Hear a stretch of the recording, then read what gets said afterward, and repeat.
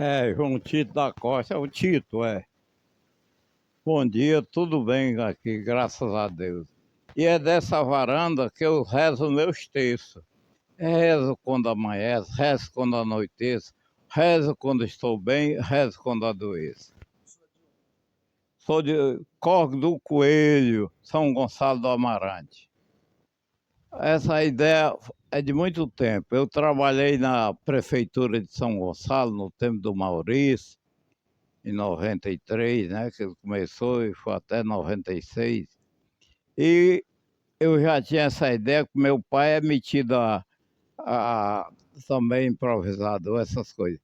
E quando o Maurício, quando a gente ia fazer um aniversário lá na prefeitura, de um funcionário, de uma pessoa, eles me chamavam: ei, seu João, venha dizer um versinho aqui para o aniversariante. Eu ia lá e já tinha imaginado como é que eu ia fazer, dizer aqueles versinhos.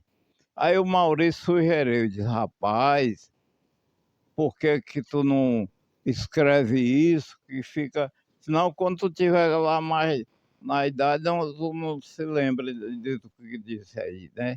Ele disse: é mesmo, escreva. Aí eu fui pensar em escrever, mas tudo assim, com muita dificuldade, porque eu não tinha costume, né? Mas comecei assim, fazendo uma poesia sobre a minha, pensei nisso.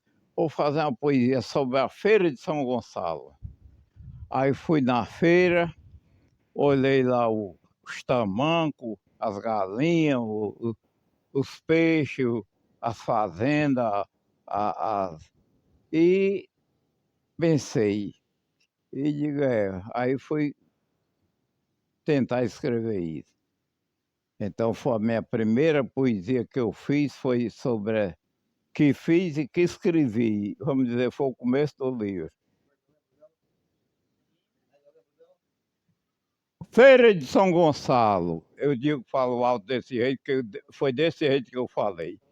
Feira de São Gonçalo, logo no seu começo, via-se tudo de confecções. Calça, cueca, calção, vendida a qualquer preço.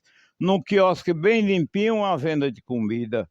Uma dama bem vestida usa uma bata de linho. Segurando o microfone, um vendedor mata sua fome, com sarrabulho e carne assada, enquanto sua mercadoria fica entregue a um vigia lá em cima da calçada. Daí em diante eu comecei, fiz sobre a barragem que já está no livro, a barragem de São Gonçalo.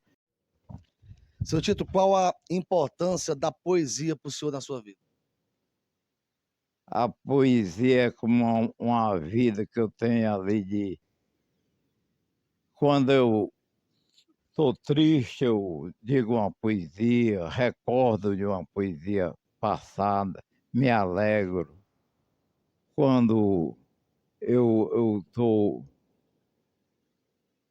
pensativo, querendo adoecer, qualquer coisa assim, eu digo uma poesia de alegria, aquilo me rejuvenesce, aquilo me acalma, aquilo me dá outro sentido de vida.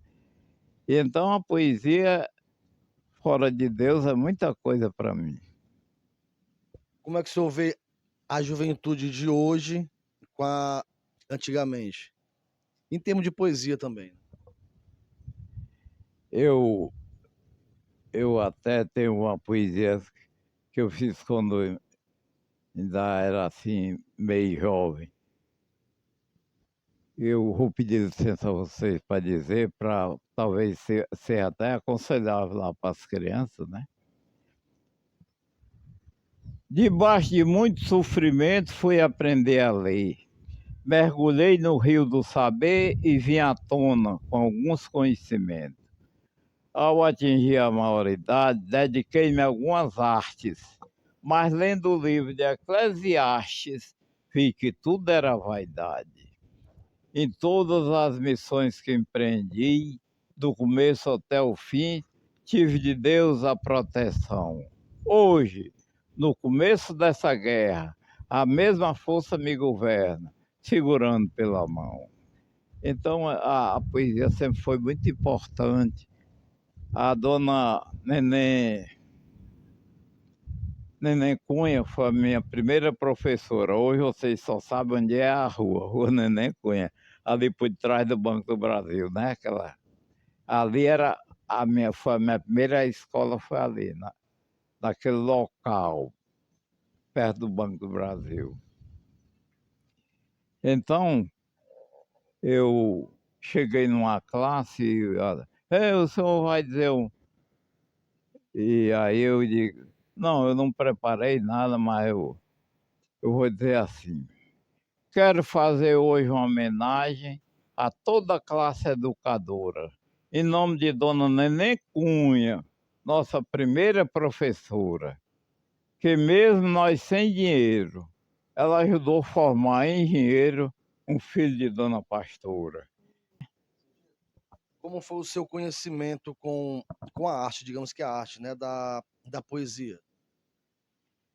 Mas eu agradeço ao meu pai. Meu pai era muito. Ele dizia aqueles versos do Neco Martins, que eu não me lembro mais nem de um. E ele tinha uma canoa, e quando ia levar o povo na canoa para o outro lado, eu ia ajudando a ele, né, a remar a canoa, e ele nunca deixava dispensar uma poesia naquela viagem, não. Aí dizia, aí eu fui gostando como era bonito. E minha avó também, quando pedia esmola, ela dizia o povo rico daquele tempo, né, botava as cadeiras nas calçadas, e ela, quem está aqui é a família de quem? É a família do Clodoaldo, é a família tal. E aquele povo gostava. E ela também, ela dizia umas poesias. Eram umas coisas muito imoral, mas o povo achava muita graça. O seu livro é só sobre poesias? É só sobre poesias, né? Mas em forma de trabalho, em forma de coisas. Eu falo sobre a moagem, eu falo sobre os plantios. Eu trabalhei na Paraipaba, eu falo sobre isso lá. E falo, eu também tenho uma história muito bonita que eu acho, que foi o começo da minha vida, que a gente morava no Córrego do Coelho, e em 44 fomos morar no Bom Tempo.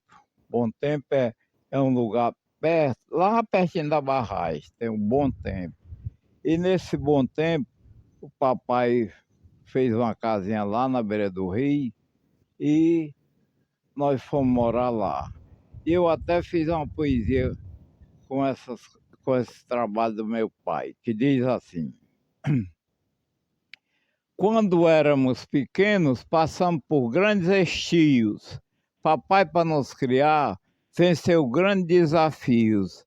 Com a agricultura ultrapassada, precisava sair de madrugada para pescar peixe no rio. Antes de sair de casa, fazia sua oração, recomendava a família, pedia a Deus proteção. Depois descia a ladeira, abrindo os paus da porteira nas noites de escuridão. No rio existia uma visagem chamada Fogo do Lagamar. Na noite que ela aparecia, ninguém podia pescar. O medo era tamanho que nego tomava banho a fim das calças lavar. Papai não tinha medo, era muito destemido, não temia os rios, nem os que tinham morrido. Pescava a noite inteira, de sábado a segunda-feira, e a visagem não dava ouvido. Voltava de madrugada com os peixes do Uru, várias diversidades, da traíra ao piabuçu. Botava na brasa um piau, com escama e pouco sal, comia quase cru. Depois dessa merenda, saía para o roçado, entoando uma modinha que lembrava o seu passado. Ele era só alegria, nunca estava zangado. Nos tempos de fartura, nas colheitas do roçado, comia-se milho verde. Nos tempos de fartura, nas colheitas do roçado, mamãe fazia canjica, comia-se milho assado. Papai fazia uru, ouvindo o Geraldo Lu, à tarde tangendo o gado. Seu Tito, qual foi a sua maior inspiração para o senhor fazer o livro? Minha avó. Minha avó era conhecida como Maria Coruja, era uma pedinte, era uma esmolé ali no São Gonçalo, pedia esmola. E no 48, eu morando aí no Bom Tempo, ela não tinha quem ajudasse, ela era cega. Ela não tinha quem ajudasse ela a pedir esmola, a mamãe me mandou para fazer esse trabalho. E naquele tempo não tinha esse negócio de eu não vou não, esse trabalho é muito humilhante. Não, ia e tinha que ir com alegria. Eu não ia me maldizendo, nem xingando nada, não. Fui para fazer o serviço.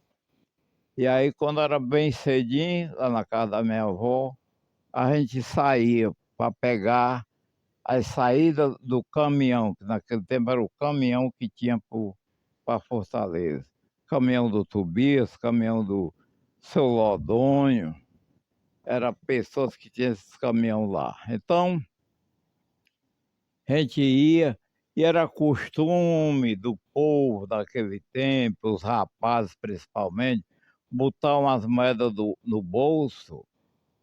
Eles usavam uns tipos de silaque, assim, um blusão assim, e botavam aquelas moedas no bolso, e aquelas moedas tiniam com o vento, né? E a vovó imaginava logo que ele pedindo ali e saiu um dinheirinho para ela. Ele, João, vamos lá, onde tem essas zoadas dessas moedas. Eu ia lá, aqui, vovó.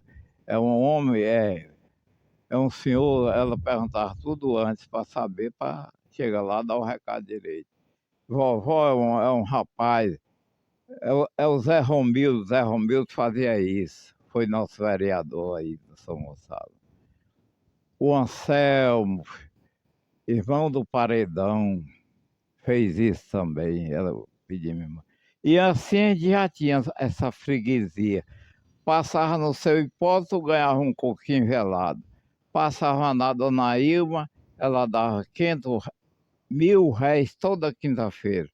Passava lá no homem que tinha uma padaria, o Mudo, ele também dava um pãozinho. E no vigário, a gente ia pedir e ele dava um café com pão, não dava dinheiro não.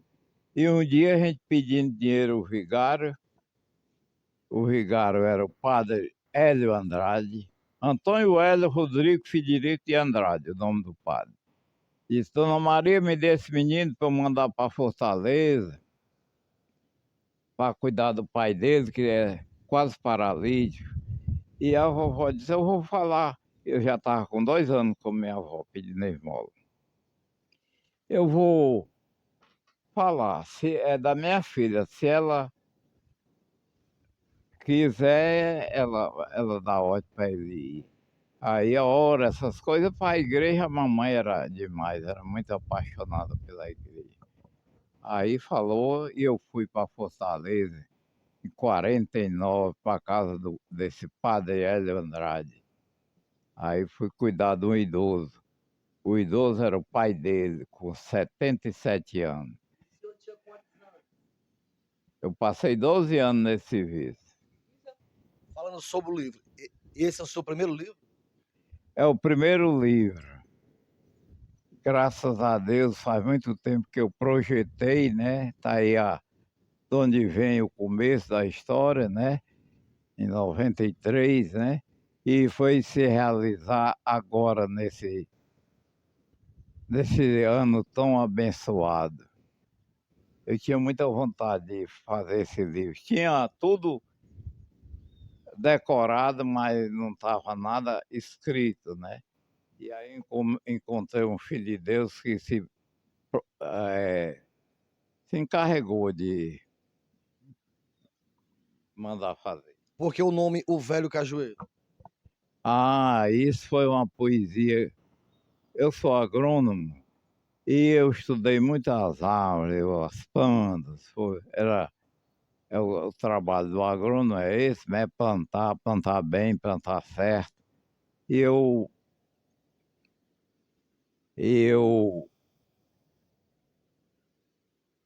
achei muito bonita a história do cajueiro, quando estudei o cajueiro. Aí, quando pensei em livro, eu vou falar sobre o cajueiro. Que diz assim, eu vou citar logo aqui, o velho cajueiro. Convém você observar a vida do cajueiro. Cair as folhas por inteiro, parecendo que vai secar. Mas se a terra molhar, as folhas reaparecem. As inflorescências crescem, tem início procriar. Velhas aves antigas, elas redimem as fadigas dos viajantes cansados. São esconderijos de ninhos, são dormidas de passarinhos, são lembranças do passado. Obrigado.